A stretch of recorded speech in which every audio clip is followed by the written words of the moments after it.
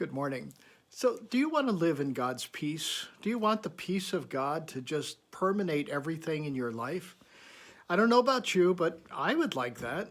I would love God's peace. And, well, in our society today, I would really like God's peace. The problem is, it seems to be fleeting. This morning, I was reading something in Galatians that struck me. And it says in Galatians chapter 6 and verse 16, may God's mercy and peace be upon you and all of those who live by this principle. They are the new people of God. This principle. I thought about, well, what principle is that?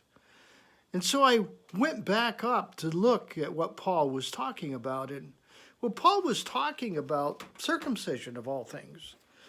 And the argument was by some that people needed to be circumcised, the Gentiles, and by others that it wasn't necessary. And Paul in essence is saying, don't make that the focus. Don't make a thing the focus. Make God the focus. The idea of Jesus being the subject. And if you live by that principle, where Jesus is the subject, you'll live in God's peace.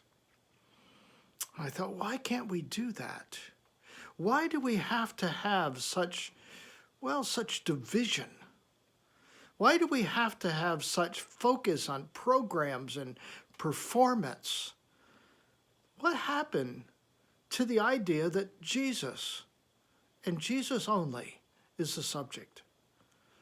I've realized in my life over the last several months that my life has been really surrounded by people who are not church people, just regular people who live near me and around me.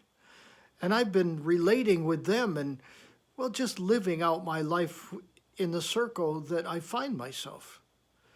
And I think that's what Jesus in some ways is talking about. Bloom where you're planted. Be Christ to those around you. And get off the hobby horses that separate us and cause such division within our own communities and within our countries and our states. What would happen if we lived by those principles? Would Christ be exalted? I think he would.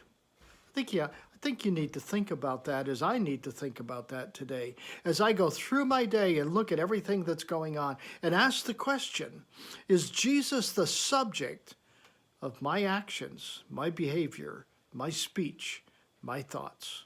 Think about that today, would you? Until next time, God bless.